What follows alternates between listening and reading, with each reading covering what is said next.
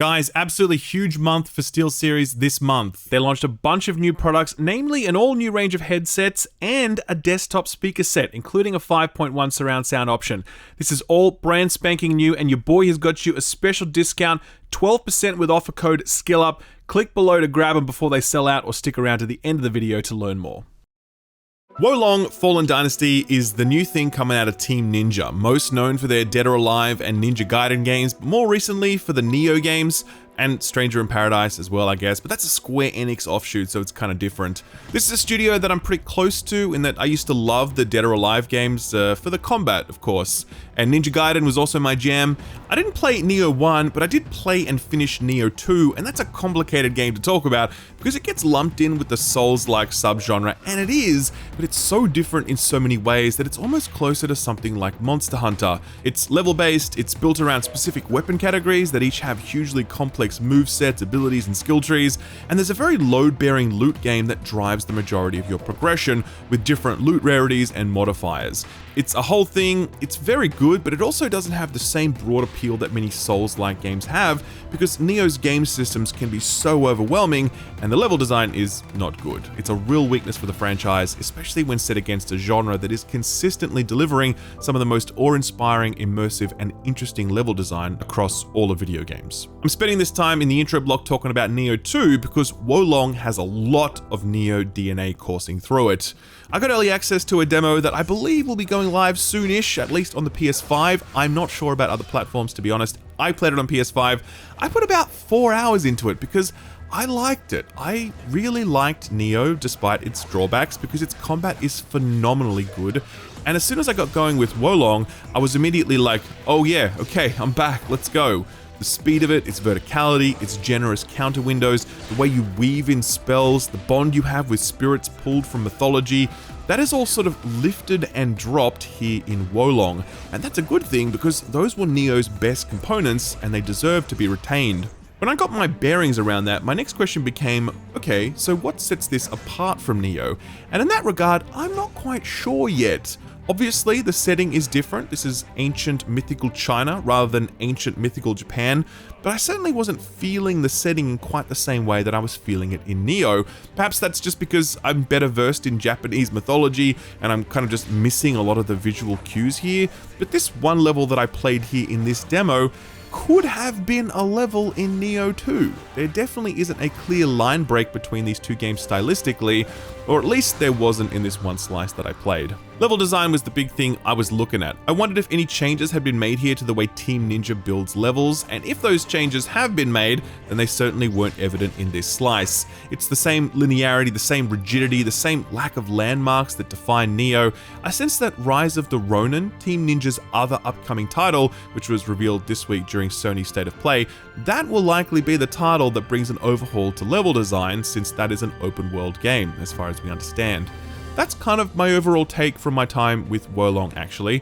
I think it's going to be more Nioh 2 with a change of scenery, and I'm actually 100% okay with that. And I know that a lot of other people will be as well, because Team Ninja's approach to combat and customization are not only excellent, they're unique. A lot of companies are trying to make FromSoft games, but only Team Ninja are trying to make Team Ninja games. And so it's kind of like, we'll take what we can get.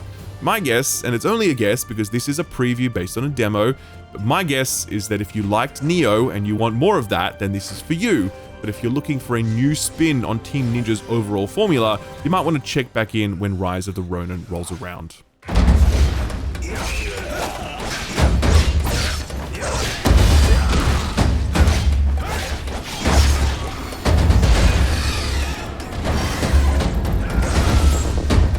Wolong Fallen Dynasty does open with one point of differentiation, a character creator. I don't go in for this stuff much personally, since you're typically just looking at the back of your character's head most of the time, but it's an extremely flexible tool in terms of facial molding, though the range of haircuts is a little on the slim side. I didn't put too much time into this, I just put a Dreamcast logo onto my dude's head because that felt like the right thing to do. Final step in the character creation process is to select your playstyle. This is not a rigid class selection choice. Similar to other Souls-like, it's a starting point, which is really just a combination of stats, weapon, abilities, and summons that can later be totally changed out based on your evolving preferences. I chose a very offensive, fire-based variant, but there were others focused on earth magic, which is very centered on defense, or wood magic, which is focused on support and recovery, so on, so forth. We'll come back to some of this stuff later on. The demo does start with a tutorial that introduces you to the core combat mechanics. It's similar to Nioh in its overall feel, in that it's driven by distinctive weapon types, summonable spirits, castable spells, and powerful counters, but each aspect of the equation has been changed up in meaningful ways. Gone is the stance system, replaced by more granularity in the special attacks each weapon can perform. Gone are the usable items that will refill every time you rest, replaced with a more expansive and, dare I say, usable set of spells. Gone are the yokai counters and the ability to transform into those yokai, replaced by a more standard summon that can provide additional benefits depending on when you cast it.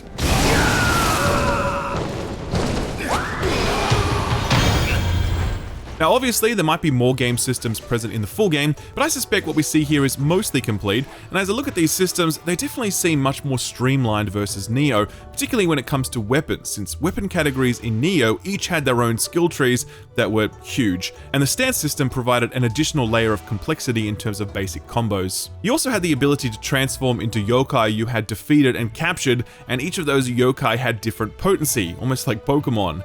From what I can tell here, Wolong is a more streamlined approach that will see you spending less time in your menu and more time fighting. That's not a good or bad thing, by the way, since Nioh 2's expansive game systems were really good overall, but similarly, a more stripped back, focused action game also works. I'd liken it to the jump from Dark Souls to Sekiro, shaving away some of those customization options to arrive at a leaner, more focused experience. That's probably an apt description in more ways than one, since Wolong does add a jump button, which wasn't present earlier, and it certainly makes its presence felt in both combat and exploration. Sliding back into Team Ninja's combat, I was reminded just how much I love it. It's faster than anything else in the Souls-like subgenre, with a huge premium placed on your and your enemy's animations. It's inherently less pure than FromSoft combat, because the focus on animations does lead to some wonky hitboxes, some funny camera hijinks, some sliding enemies. You take the good with the bad. Few third-person melee action games move this quickly and look this good in motion, and that speed and spectacle is absolutely what you're signing up for when you play a Team Ninja game. If you're seeking something slower, more immersive, then there are plenty of other Souls-likes that will serve you better. One of the key hallmarks of the combat model here is the focus on deflections. Hit the circle button at the right time and you'll deflect an enemy attack, using their own weight against them to both avoid their damage and reposition them. You can also do this against critical attacks, denoted by a big red wind-up animation. Doing this inflicts a huge amount of spirit damage, deplete an enemy's spirit gauge, and they'll become open to a fatal strike, dealing huge damage and knocking them down. Don't get so cocky. Spirit gauge is one of the central mechanics here, and it's definitely a lot more complicated than a simple stamina or poise bar, though it does also sort of represent both of those things. Wolong is very focused on the idea of momentum, and the spirit gauge is the tool that Team Ninja use to make you aggressive or to punish you when you fail to shut enemies down. The gauge has two parts, the orange and the blue. If it's blue, it means you're doing well. It means you have the initiative and you're landing hits. The more blue you see, the more damage you do, hence the need to stay on the offensive. Similarly, when you dodge, block, get hit, or use special abilities, you're spending spirit, dropping that into the orange zone. If that ever gets maxed out, you're left defenseless, and getting hit then means you leave yourself open to a devastating enemy attack. So combat becomes this game of initiative, where you aim to properly counter your foes to keep their spirit low and yours high, and things really quickly snowball either way depending on who gets the upper hand.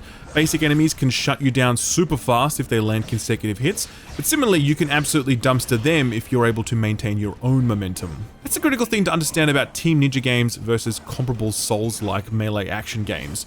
You play these games to fight, whereas I would argue that you play many other Souls-likes to explore the world. Of course you fight in Dark Souls, of course, but I think the fighting is almost incidental to your journey, to your odyssey. Team Ninja games aren't odysseys. They're a collection of levels. Those levels don't exist to be explored. They exist to house enemies for you to fight. And the Spirit Gauge system is a really clear example of that design philosophy. It's far more arcadey than the stamina system of Dark Souls, or the poise meter of Sekiro, or the sustain you get from Bloodborne's push-forward combat. It's designed to get you running from enemy to enemy as fast as possible, maintaining complete control and mastery as you do so you can speed through levels with an almost speed-running urgency.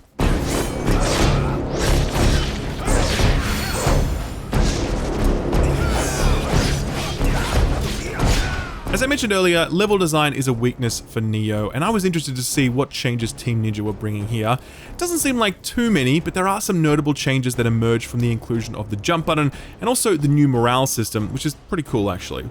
So basics first, Team Ninja levels exist so that you can put enemies on them, which sounds really dumb, but that is their primary function, okay? Many other similar games, the purpose of their level design is to overawe, to immerse, to facilitate exploration, engender curiosity. Not so much with Team Ninja. Levels exist to pace and facilitate combat, with a big focus on being able to move from encounter to encounter really quickly. The level I was able to explore here was no less functional than any level I played in Nioh 2, but also no more interesting. I'm absolutely not prejudging the game because this is literally only one level out of what will be dozens, but nothing here indicated to me that major changes had come to the design philosophy in terms of layout, landmarks, secrets, etc. It all felt very familiar. But yeah, the jump button does change things up. You are looking at levels in 3D now, where before your mind was viewing the world as a flat plane connected by ramps and ladders. Now you're able to jump over fences or off bridges to surprise enemies. If there's white chalk on a rock face, it means you can double jump up, which does open up different paths towards the final objective. To be fair, this level was less linear than most of what I experienced in Nioh, but it almost felt like a bit of a trick. True curiosity-led exploration is not a feature here. There are some branching paths to choose from, one of which will be accessible by jumping to it, but at the end of the day, you're still shuttled towards a few central encounters that you can't miss. So the level design doesn't engender curiosity naturally, but what does force you to explore the world is the new morale system. This little number at the bottom here is my current morale, and it denotes my overall power in that level. When I kill enemies at or above my morale goes up, I get stronger. When I die, I lose all of my morale ranks, except for whatever my current fortitude level is. Fortitude is a floor that your morale cannot fall below, and the way you raise this floor is by exploring the world and planting flags everywhere. My fortitude might be 10, but when I plant a flag, it goes up to 11. The next time I die, my morale can't go any lower than 11. The system also relates to mini-bosses throughout the game. Certain enemies have a triangle marker on them which denotes that they're a leader. If I take them down, not only does that let me plant a flag nearby, but it also permanently reduces the morale of nearby enemies, making that zone significantly easier to move through or farm in. So I could run straight to a boss and just fight them, and if I was super skilled, I could do that and be fine. But because I'd be morale level 1 and the boss would be morale level 20, I'm gonna have a hard time doing that. Instead, I'm incentivized to take my time to explore the world, face all the mini-bosses, find all the flags, and then confront the final boss. It's a really clever system that I think acknowledges the limits of Team Ninja's level design and pushes you to explore these levels rather than just run straight through them. Last thing I'll cover off here are some changes to progression, loot, and customization. I mentioned earlier that they are streamlined here, and Team Ninja themselves have confirmed that in a recent interview with VG24, where they say that there's a lot less loot dropping this time around. That was a criticism often leveled at Nioh, where you were constantly spammed with loot, and it served as a bit of a distraction. I kind of agree with that. I did think it was a little much. Based on my limited experience here, I did notice a difference. I did notice fewer items dropping. I did fully upgrade all of my slots during this demo, but like I said, I spent about 4 hours with it as I was replaying it in different ways, where you should be able to get through most of this inside of 90 minutes depending on your skill level. So yeah, fewer items is nice, but there's still the same stats, rarities, and modifiers going on, so you'll be able to finesse a build that is uniquely yours. That finesse is also going to happen with your spells and summons. There's a lot of spells here, at least 30 in this demo alone, all aligned to different schools like fire, ice, earth, poison, lightning, and swamp. That's pretty cool, that one. By the end of the demo, I landed on a spell config that included one that buffed my defense, another one that restored life on hit, another that cast fire in front of me, and another that would just set my blade on fire for bonus damage. That was one config of potentially hundreds, all of which rely on the core stats and equipment modifiers you have active. The spell system also has an interesting interaction with the morale system in that certain spells are only castable when you reach a certain morale level. So you can't walk into a level and immediately start spamming these super strong spells. You have to earn the right to do that, either by killing a lot of enemies without dying, or by clearing the map and planting flags to raise that base fortitude floor.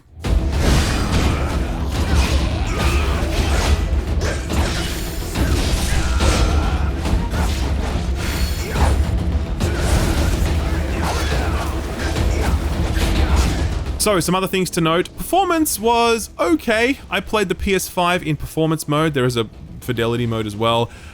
Even then, in performance mode, I did notice some frame drops. They weren't awful, but they were enough to mess with the flow of things on occasion, especially given how fast this game is and how important reaction times are. It was a bit of a disruption. There's still time to improve performance ahead of launch, so it's not a huge concern yet, but it will be something I look at closely come launch time. Graphically, I think the game is fine. It does look a little last gen at this point, but this is coming to last gen consoles, so that's kind of to be expected. Elden Ring also came out on last gen consoles, but it looks extraordinary owing to its unparalleled art direction. Wolong is a country mile from that, just as Nioh was before it. Some uplift in artistic direction would have helped hide how aging this engine now is, but again, I think it's the kind of thing we'd look to Rise of the Ronin to deliver.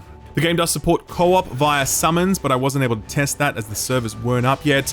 You can summon in AI companions, but I didn't do that either as I wanted to beat it all myself. Overall, I gotta say, I like this. I liked it a lot, in fact. I'm sure that much of that owes to the fact that I'm already into what Team Ninja are doing, and all the changes they've made here are enough for me to look at this and think, yeah, I could do another 60 hours of this. It is very similar to Nioh in many aspects, and you could cheekily call this Nioh 3, which I might do in the title of this video, I don't know. But the interventions in the core game systems have resulted in a notably leaner, more focused, faster, and more relentless experience than what Nioh was serving up. I'm sure some people will miss some of that complexity, particularly weapon skill trees and the Yokaimon transformations and counters, but in their place we get a new spirit system, new spells, the jump button, the morale system, and a whole new setting allowing us to explore a mythology that is way less explored than that of Japanese mythology.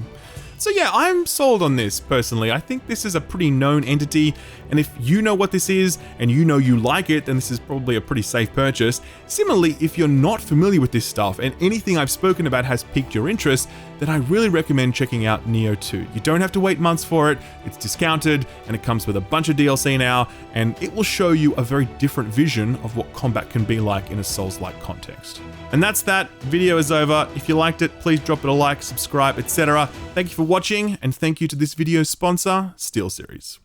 Last time we did a new SteelSeries product launch on the channel, which was for the Arctis Nova Pro headset, we actually sold out SteelSeries' inventory for a short time. That is how well it went. Since then, I've been hearing nothing but praise from people about their purchase. SteelSeries headsets are consistently winning awards, so I'm not surprised to hear that people have been loving them.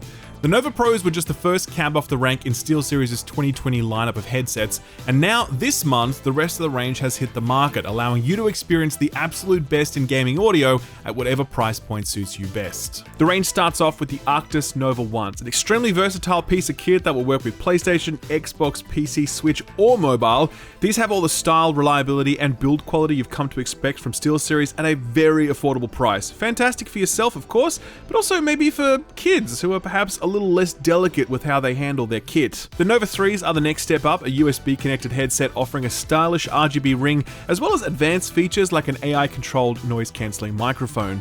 The 7 series is where things get serious. This is a wireless headset, but you can also plug it in if you'd like. It supports full 360-degree spatial audio, Bluetooth connectivity, allowing you to take calls while you're playing, 38 hours of battery life, and that same AI-controlled noise-cancelling mic. Plus, these things also work with SteelSeries' Sonar software, allowing you to individually tweak audio parameters, making it easier to hear crucial things like gunfire sounds or footsteps. It's literally an advantage you can hear. And if headsets aren't your thing, then maybe a set of desktop speakers are. Just this month, SteelSeries launched their range of Arena speakers featuring stereo, 2.1 and 5.1 options. I'm rocking the 2.1 setup right now on my desk. They are fantastic, and the build quality on these things are top tier. All of this stuff launched just a few weeks ago. Like I said the last time we did one of these shoutouts, the stuff sold out. So if you want to grab it, then be sure to get in quick, and be sure to use offer code SKILLUP at checkout for a 12% discount on your purchase. No strings attached, just a straight 12% off when you use offer code SKILLUP